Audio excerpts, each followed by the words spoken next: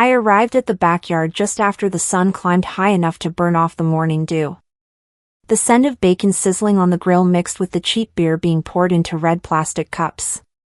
Kids laughed at the paddling pool. The suburban home in Lexington, Kentucky, felt familiar, too familiar. I know every corner of this house because I built a lot of it with my own hands. I helped pay for this place. I fixed the roof after my father's surgery. I cooked family meals when my mother's arthritis flared. So I stood there, plate in hand, trying not to look out of place, but I already was. I scanned faces, my father leaning against the fence like he just clocked out from his work shift. My mother smiled politely, waving at neighbors. My brother Remus? He had that sly grin of his, half pride, half something darker. He raised his cup and made a toast. Everyone quieted. Heart pounded in my chest. To the man who keeps things moving forward, he said, voice loud enough for all to hear. And then, to the strong one who never stops eating. My plate nearly slipped. The laughter came, polite chuckles, awkward glances, and some outright guffaws. I masked my shock. I swallowed thick. I stood tall. They called me the fat pig who never did anything for this family. That's what he said. Right there under the summer sun. I didn't defend myself. I didn't cry. I stepped away. I leaned against the fence and watched them follow his joke. My mind raced through every bill I paid, every patched hole in the wall, every night I slept on the couch so someone else could rest. And still, they laughed. Because I wasn't the one he wanted. I was the joke. I left the table quietly, walked through the yard and around the corner to my childhood room. The wallpaper peeled like old lies, the carpet still held the faint smell of burnt incense from when I tried to meditate after they yelled at me for asking for help. I sank onto the bed. The sound of the barbecue faded into muffled blobs of laughter. The anger rose. It wasn't loud. But it was growing. I thought about a phrase I learned once, you only laugh at a pig if you think it can't charge. I clenched my fists. I decided I would. That evening I wandered the hallway near my father's study. Through the half-open door I heard Remus raise his voice, we're doing this now, and she doesn't get a say. My heart skipped. Hidden will. My father's sigh. I pressed myself against the frame. They passed without seeing me. I heard mention of house, land, savings, for the family's future, he said. My future. Nothing left for me. Later, I stood in the dark of my room, staring at the ceiling so long the plaster seemed to shift. My father's voice echoed in my memory, you're the strong one. You don't need the applause. I questioned whether to believe that or consider it a way they kept me silent. The next morning I sat on the patio with a mug of cold coffee. The birds chirped as if the world hadn't changed at all. But everything had. My brother was inside, already smiling at new plans without me. I whispered to myself, maybe I've let them treat me like background noise. And something inside me changed. In the quiet darkness of the night I lay awake. Remus's voice spilled into the room again and again, fat pig. The words haunted. But this time I didn't shrink. I sat straight. A thought struck, what if I wasn't meant to be their savior, but their lesson? My eyes snapped open in the dark. I knew I was no longer waiting. I was ready. The morning hung heavy with humidity. The scent of last night's barbecue still clung to my clothes and hair, like a reminder I didn't ask for. I skipped breakfast. Couldn't bear to sit across from them after what happened. I heard their laughter from the kitchen, not joyful, but staged. Like they were performing the role of a happy family and forgetting I was ever part of the cast. Remus's voice cut through it all. "I'm handling the family's business now," he said, loud enough for me to hear from the hallway. His voice carried that smug calmness he always used when he wanted to remind everyone who was really in charge. It was clear now, this wasn't just about favoritism. This was targeted. He didn't just want to be the favorite. He wanted me gone. Useless. I stood by the window, mug in hand, watching the steam curl up into nothing. My father used to say, "Truth doesn't burn, it reveals what's left standing." It came back to me like a whisper I wasn't supposed to hear. Cleaning my old room was more about staying away from them than organizing. Dust coated everything. The closet smelled like time. I reached under the bed, trying to pull out a fallen photo frame. Instead, my fingers brushed something rough. A box. Old, wooden, and scorched on one side like it had barely escaped a fire. I lifted it, heart already racing. Inside, beneath folded napkins and a faded photograph of my parents on their wedding day, was an envelope. My name on the front. My father's handwriting. "To my daughter, Isolde, if they ever forget who you are." I sat on the edge of the bed, clutching it. It felt heavier than paper should.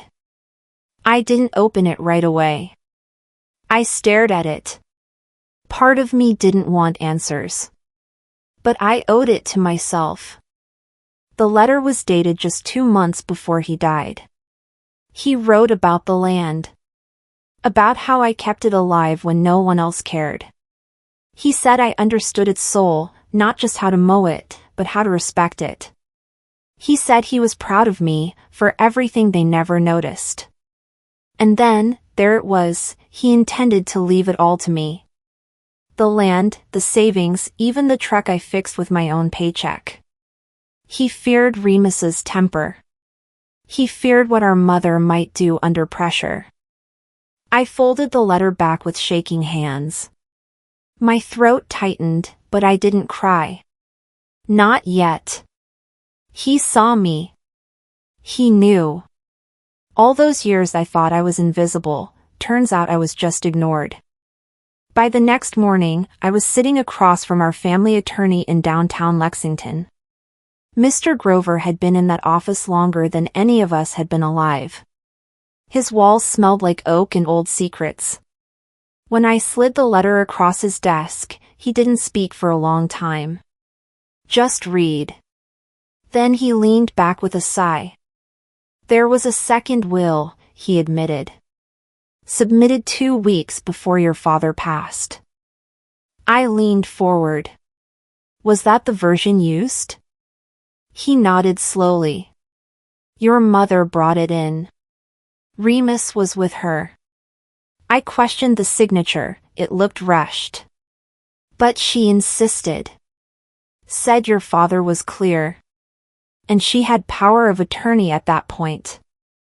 I asked one question. Just one. "Did Remus draft it?" Mr. Grover didn't answer with words. He just looked away. That silence told me everything. My brother didn't just cheat me. He rewrote my father's last words. Rewrote our history.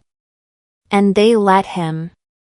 My voice cracked without rising, more thought than sound. He didn't just take what's mine, he erased who I was. Back home, I went straight to the upstairs bathroom. Locked the door. My hands braced the edge of the sink, heart thudding like a warning. I stared at myself, not the girl they overlooked.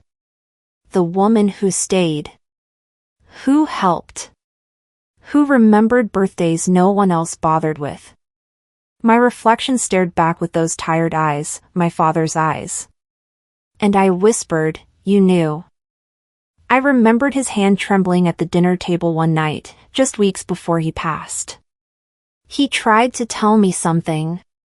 Remus cut him off. Now I knew what he never got to say. I pulled out my old journal. The one with the cracked spine and half-used pages. I wrote, "I'm done being quiet. Silence has kept me poorer than lies ever did." I didn't wipe the tears. I didn't need to. Grief had moved over. What stayed was purpose. Later that night, thunder rolled across the sky like a warning drum. I sat on the floor beside my bed, letter in hand, the box open beside me. I placed it back in carefully. My fingers brushed a layer of faint ash on the lid. It smelled like the barbecue. Like charred pork and beer. Like being laughed at. I stared at the box and said it out loud, steady as a match striking stone, "Let's see how he handles fire." I woke before dawn. The mist rolled off those old Kentucky fields like a blanket hiding threats. I headed toward the barn, so many memories lived and died there, and I could feel the weight even before I touched the door. The hinges gave a groan, the same one I heard as a child watching Dad arrange fencing posts. Now the smell of hay and old oil pressed into me. I ran a hand along the wood. At one time I belonged here. I helped clear fields, fixed equipment, paid for feed when bills piled up. Today I realized, my brother claimed all of it. I breathed in slow. The land remembers who loved it. It just doesn't speak until you're ready to listen. I was listening now.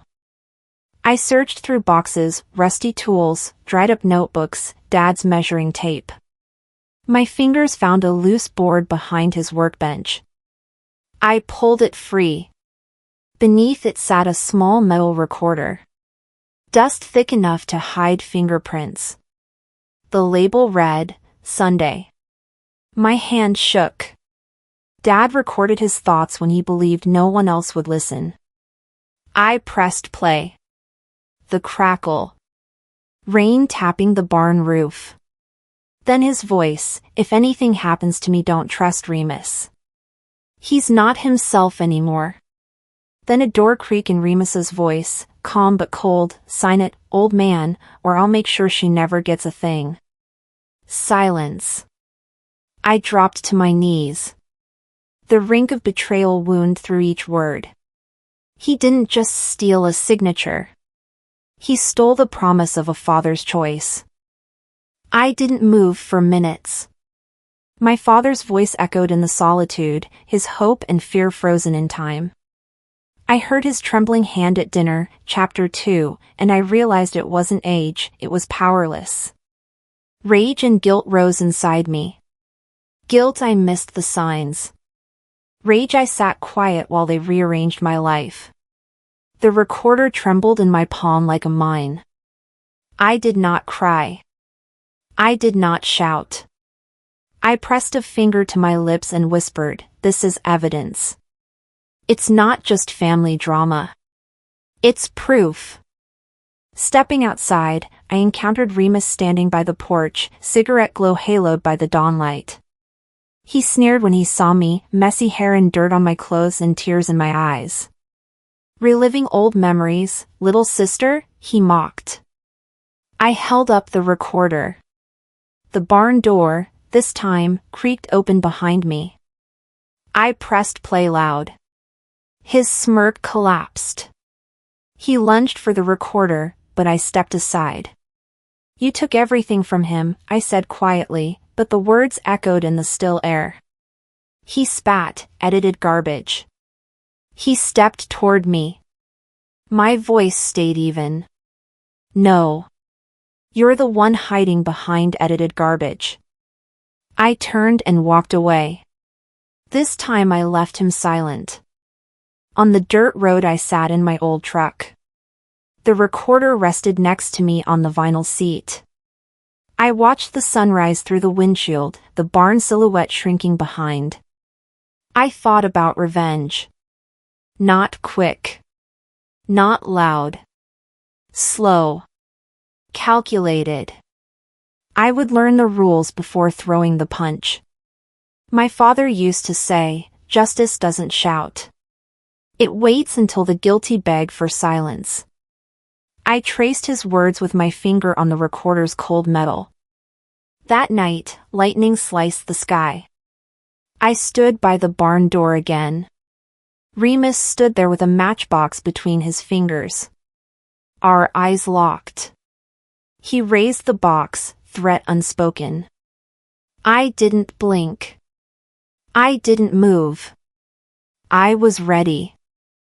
Morning came with the smell of charred wood still drifting through the open window of my old bedroom. I had barely slept. The barn fire last night felt like another symbol, another attempt to erase me. But some ashes don't vanish. I walked into the study, past my father's desk where his leather-bound ledger sat untouched. Rain tapped the glass. The room was empty except for my thoughts. I remembered the plate at the barbecue, the letter in my hands, the recorder in the barn, pieces of a story someone tried to rewrite. I picked up a phone call while I stood there. "We cannot locate your signature on the ledger," said the voice on the other side. Calm. Corporate. Cruel. If they could erase my name that lightly, what else could they erase? Later that afternoon I returned to the barn. The box we found earlier lay on the workbench. I lifted it. The burnt mark, the stain from water, each imperfection confirmed the story I feared. With the flashlight's beam, I unfolded a document titled Last Will and Testament. My father's elegant handwriting, "I leave all property and rights to my daughter, Isolde." Beneath the signature his name and date, 6 months before Remus's heavy talk of family restructuring began. My heart hit the walls of my chest. The version I heard about, the one executed, denied everything. This one gave it. I remembered Dad whispering in his hammock, "They think I'm done fighting. They'll regret that." I sat there silent. Blood roared in my ears, tears stung but didn't fall. I didn't move. I waited for myself to steady. The next morning I walked into the offices of the family company. The reception room smelled stale. The receptionist looked at me sideways when I said my name. "Miss Vin," she began, "we're sorry, but you are no longer listed as co-owner." My throat squeezed. The account we shared, the trust one built over years, gone. No warning. No signature from me. Only the ghost of a name erased. I clenched the welcome mat under my shoes. I thought of every night I stayed late, every call I took after hours, every patch I made when they ignored the leaks. "You took my name," I told her quietly, "I'll take your silence." I left without apology. The door shut soft but firm behind me. That evening, back in the study, I poured a glass of bourbon. It was a ritual Dad and I shared when we were young. I unscrewed the top and stared at the amber light. I laid the will beside the box and wrote notes, dates, signatures, fire marks, odd phone calls. I remembered Dad refusing to sell the land when others suggested it, because I told him to wait. He said the earth talked to him. Suddenly I understood this wasn't just about legal rights. This was about reclaiming my story. I thought they didn't know I wasn't invisible. They thought they erased me. They didn't know I was writing. My fingers traced the edges of the will. The fire didn't finish the job. It started something. As dusk turned to night, I drove past the company warehouse. Rain-splattered windows, a single light burning inside. Remus's car parked just inside. I held the burnt will in my lap, the leather box on the seat next to me, loud in its quiet. My heart rate matched the wipers on the windshield. My father's ring sat heavy on my finger, his final gift and reminder of why I couldn't quit. He built more than property. He built me. And now it was time to prove it. The invitation came from Remus himself, family dinner, he called it. A chance to make peace. Those 2 words meant nothing coming from him, but I went anyway.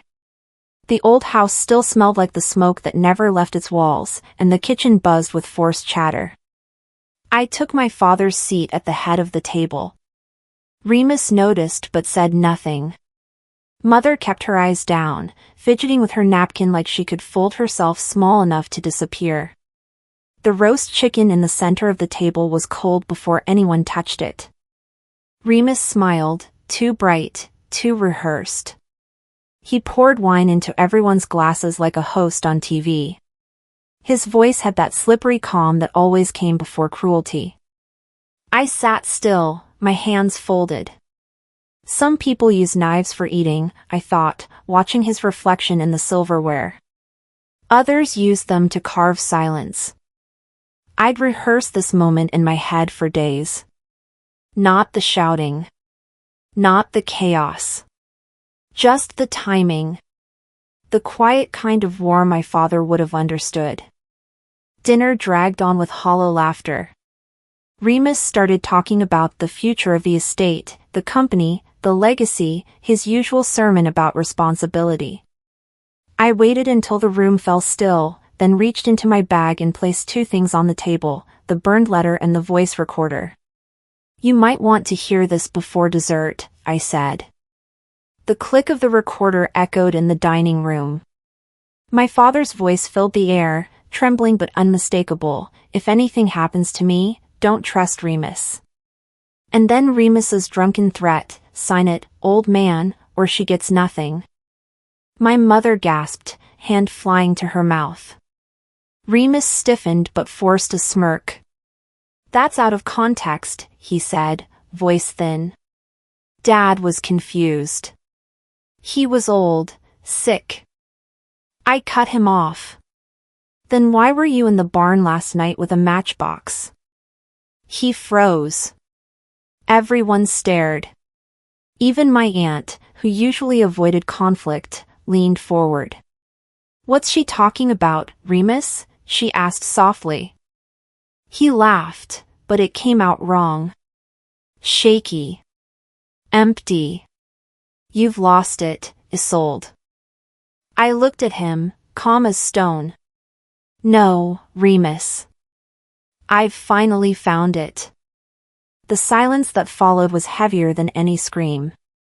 You could hear the clock ticking in the hallway. He reached for the recorder, but I slid it away. You took everything from him, I said, but this time, you don't get to take my voice. He stood up, chair screeching. You think you've won something? I met his eyes. No. I think you've already lost it. He stormed out, slamming the door so hard the glasses rattled. The others sat frozen. My mother whispered my name like a prayer, but I didn't look at her. I turned to the others instead. You've all let him silence me for years. That ends now. My aunt spoke again, voice trembling but sure. Your father told me he was scared before he passed. I didn't want to believe it. I placed the altered will and bank statements beside the recorder. You don't have to believe me, I said. Believe the paper trail. One by one, they looked away. No one said a word. Truth didn't need volume. It just needed timing. When the guests finally left, the house was silent again. I stood in the kitchen, washing dishes under the dim light, letting the water run too long. My father's words echoed in my mind, if you're going to break, do it loud enough to scare the silence. For the first time, I understood him. I didn't need to win every fight, I just needed to stop hiding from them. My strength wasn't in what I owned, but in what I dared to say. I wiped my hands dry and wrote a list on the back of an old envelope, lawyer. Evidence. Court. No more family favors. The phone buzzed just as I set down the pen. Unknown number. I almost ignored it, but something told me to listen. A man's voice came through, low and urgent. Miss Vin, this is Thomas Hale. I was your father's notary. There's something you need to see. Someone's trying to destroy it. I didn't move. I didn't breathe. Outside, the wind picked up again, brushing against the windows like it knew what was coming. I hadn't even left the driveway, and already the past was racing to meet me halfway. For a brief moment, it felt like the tide had turned. After years of being talked over, passed by, stepped around, I finally felt seen. The silence I once thought protected me had only ever been a cage. But that night, at dinner, when I laid it all on the table, literally, I watched Remus fold in front of people he used to control like chess pieces. I thought I could breathe. That was my first mistake. The next morning, I headed to see my father's old notary. The air smelled like rain that hadn't started yet. I carried a small folder in my lap the whole ride, documents, notes, hope. My hands wouldn't stop sweating. Funny, for someone who used to be terrified of confrontation, I now craved clarity. All my life, I'd been quiet. Wrote poems in high school no one ever read. Told myself silence was noble. But that's just what scared people tell themselves when they've been taught their voice causes trouble. I remember thinking, Remus is scared now.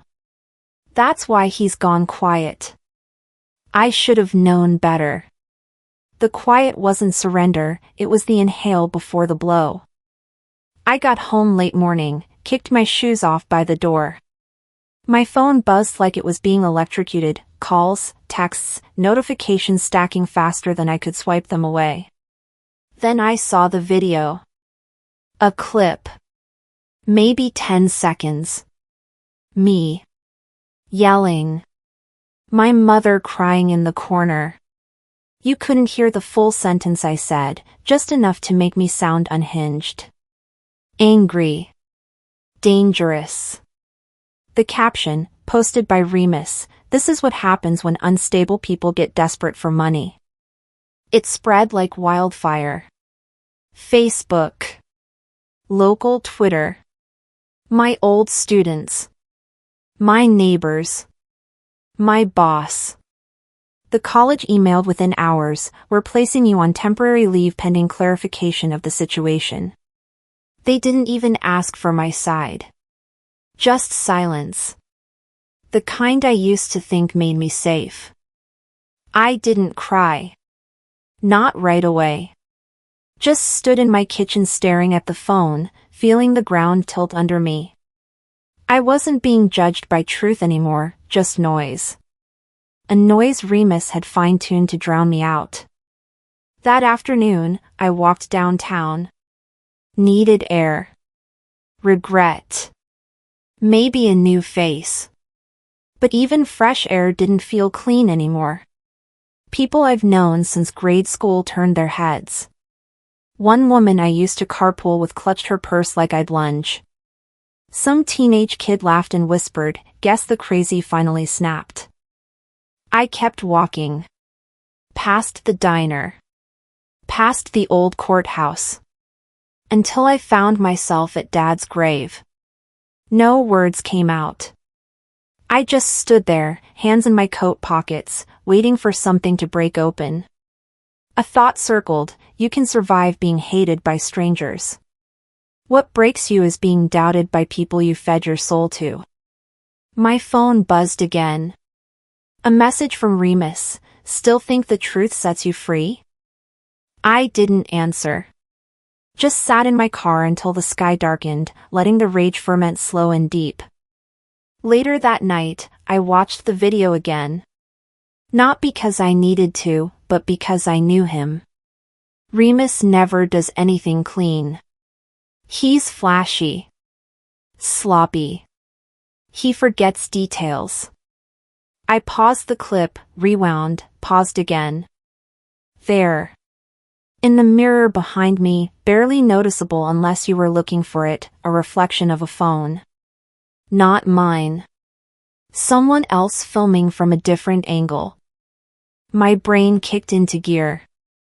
I remembered a student once showed me how cloud systems store backups, even deleted ones, for a window of time. I pulled up my old drives, typed in old passwords I hadn't used in years, called in a few tech-savvy favors from old colleagues I'd helped through breakups and broken grades. Hour by hour, I stitched the timeline. Downloaded metadata. Created backups of the backups. Remus wanted to play Digital Fire? I brought a fireproof safe. I didn't say a word to anyone. Just worked. Steady. Focused. Every document. Every click. Every pixel of my face that didn't match his lie. He wants war? Good. I've read every rulebook, and I've got a red pen. That night, as I reviewed the last frame again, a message pinged from a restricted number. The original video, unedited, is on a USB in your father's safe. The safe. That rusted, dust-covered box we all thought was sealed shut since before the funeral. I hadn't touched it since. But something in me knew Dad didn't forget me. The key wasn't lost. It was hidden. In plain sight. Just like the truth. The house was still. Empty in a way it hadn't been in years. Not lonely, just stripped bare, like a secret that finally stopped pretending. I pulled into the driveway after midnight. The last car from the gala had already gone. The porch light was on, but no one was inside. Just me, the memory of a father who never raised his voice, and a message I hadn't stopped hearing since it played. The original video, unedited, is on a USB in your father's safe. A part of me wondered if this was another trap. Another round in a fight where every truth had a booby trap beneath it. I stepped into his study, shutting the door behind me like I had as a kid when I needed to cry where no one would hear. Everything was untouched, his glasses still folded by the lamp, his old fountain pen still on the blotter pad. That room never changed, even when the world outside kept flipping itself over. I knelt by the built-in bookshelf. The safe had always been hidden behind a row of old poetry volumes, Yeats, Dickinson, Frost. I used to tease him for it. No one hides money behind poems, Dad. He just smiled. My fingers found the dial. I didn't even spin it. I just gripped the handle. It opened.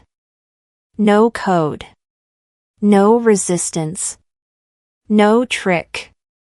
It was never locked. Inside was only one thing, a small, scratched-up USB drive, barely marked except for a folded slip of paper taped to the side. My father's handwriting. Even just that, seeing it again, made something in my chest cave. It read, ears for truth, eyes for love. I didn't sit down. I didn't breathe. I just plugged it into my laptop, like the room might disappear if I took too long. A video opened. Grainy. Old, but clear enough. The camera was set on a table. Remus was sitting in Dad's old chair. Across from him, my mother. Calm. Dressed for a funeral. They were talking. Not loud. Not panicked. Just cold. I don't think she has the stomach for any of this, Remus said. She's soft.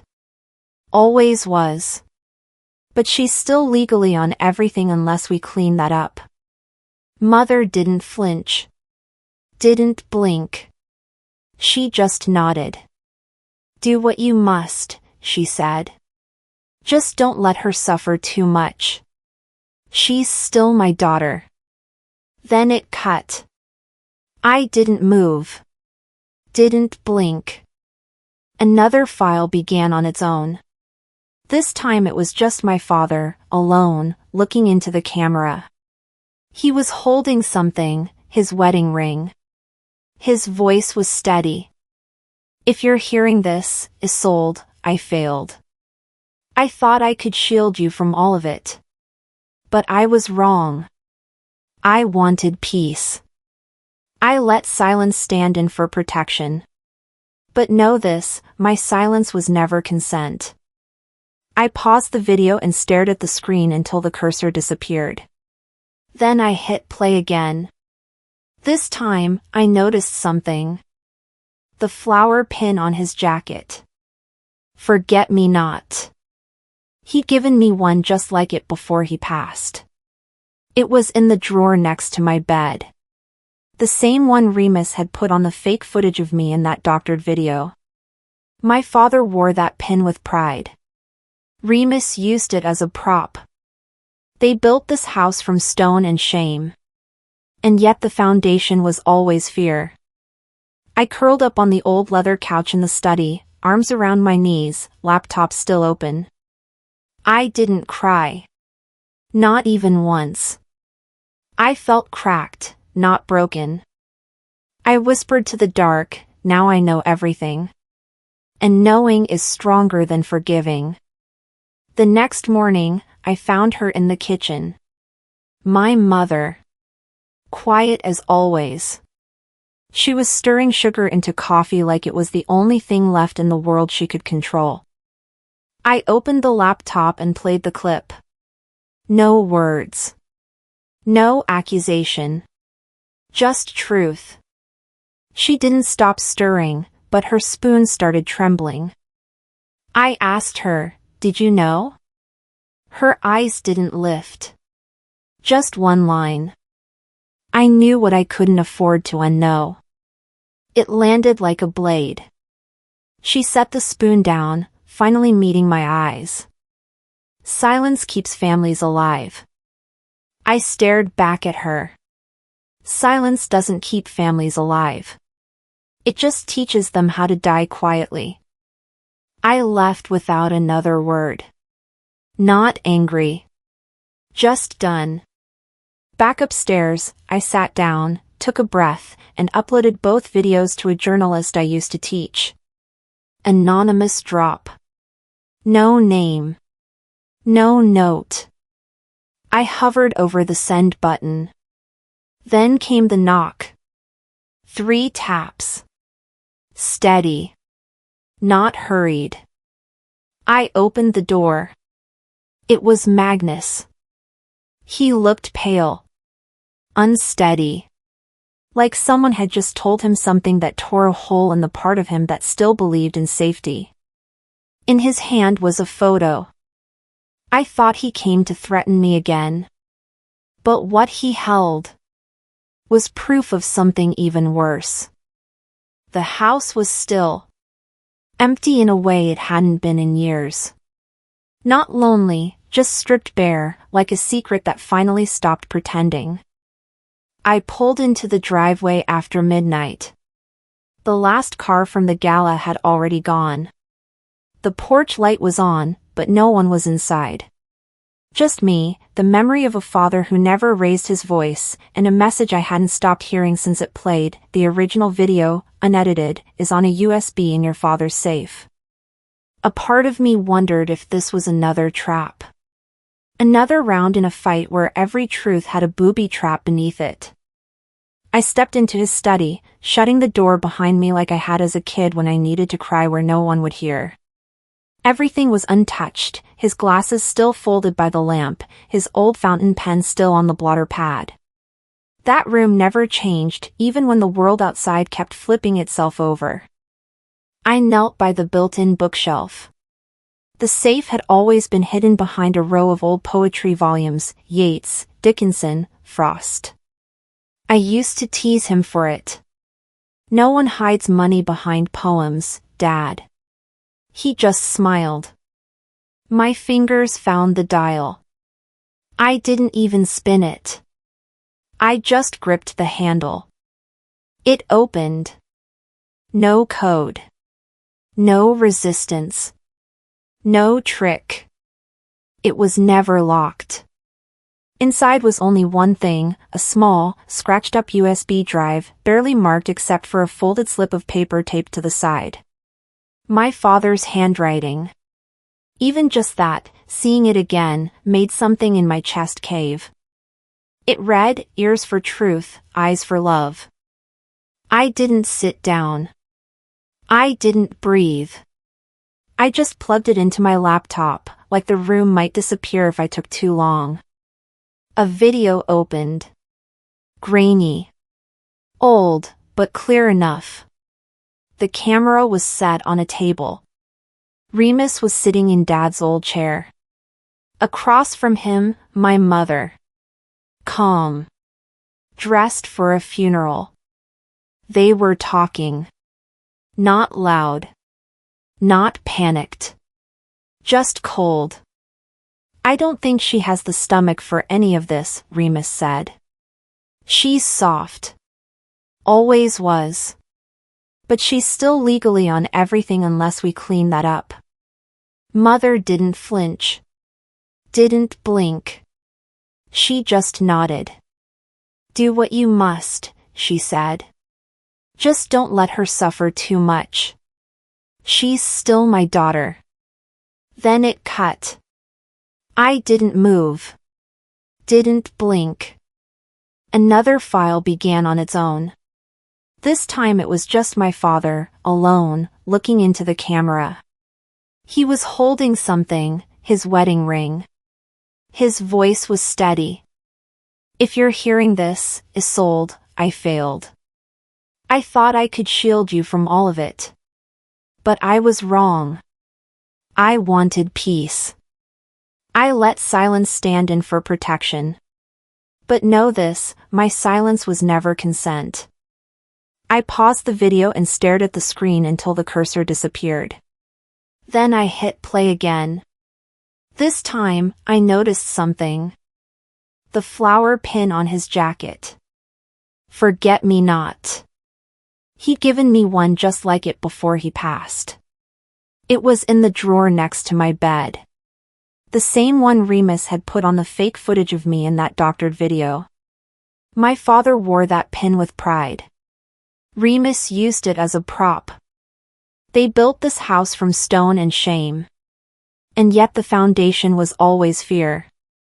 I curled up on the old leather couch in the study, arms around my knees, laptop still open.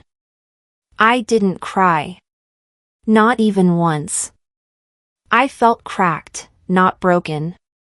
I whispered to the dark, "Now I know everything." And knowing is stronger than forgiving. The next morning, I found her in the kitchen. My mother. Quiet as always. She was stirring sugar into coffee like it was the only thing left in the world she could control. I opened the laptop and played the clip. No words. No accusation. Just truth.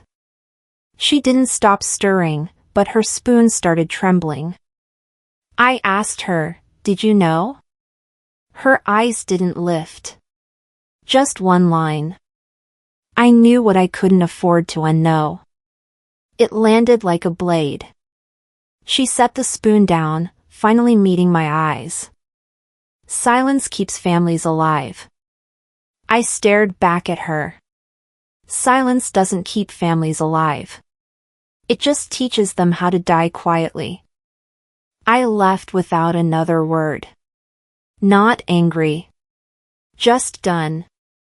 Back upstairs, I sat down, took a breath, and uploaded both videos to a journalist I used to teach. Anonymous drop. No name. No note. I hovered over the send button. Then came the knock. 3 taps. Steady. Not hurried. I opened the door. It was Magnus. He looked pale. Unsteady. Like someone had just told him something that tore a hole in the part of him that still believed in safety. In his hand was a photo. I thought he came to threaten me again. But what he held was proof of something even worse.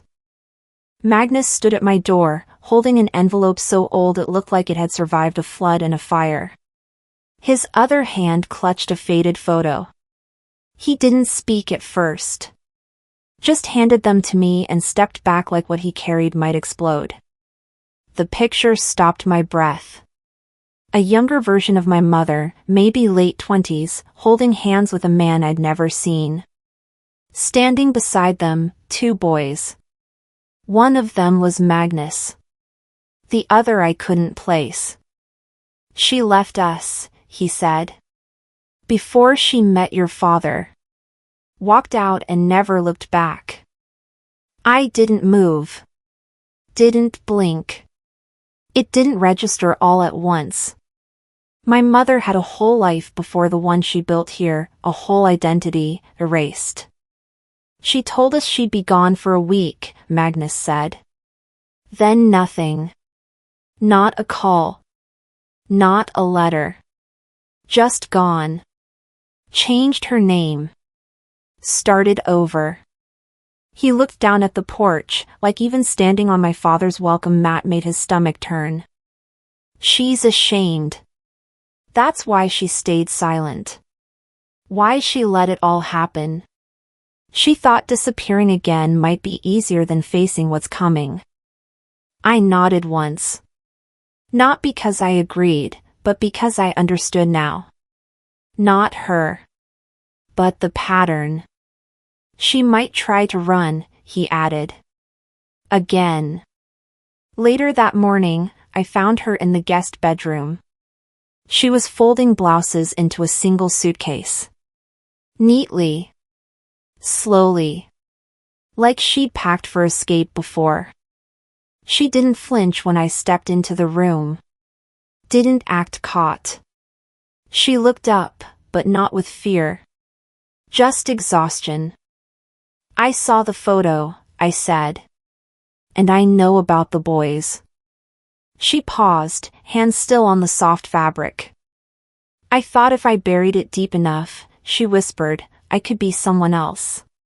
I never learned how to love without fear, Isolde.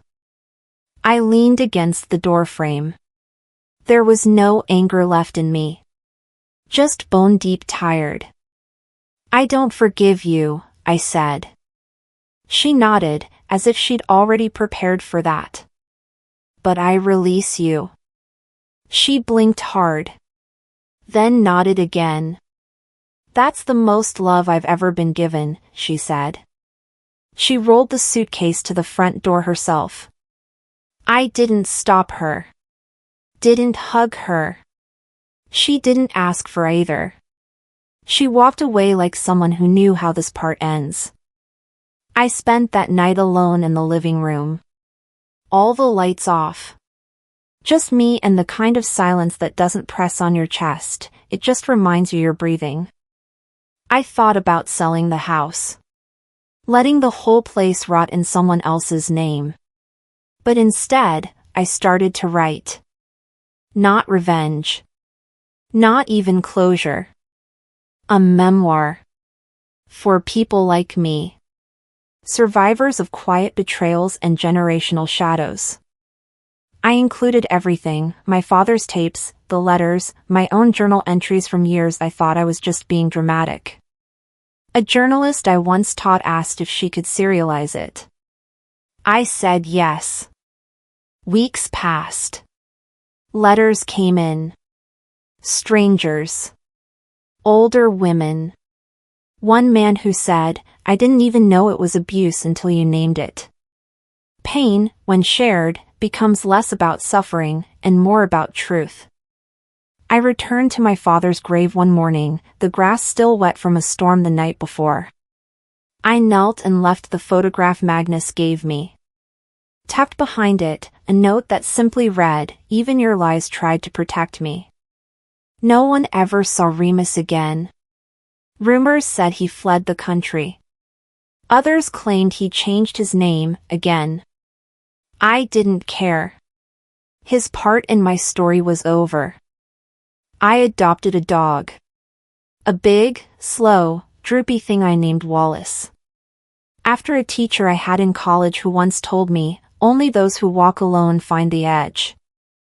I converted my father's study into a reading room. Stocked the shelves with stories of resilience.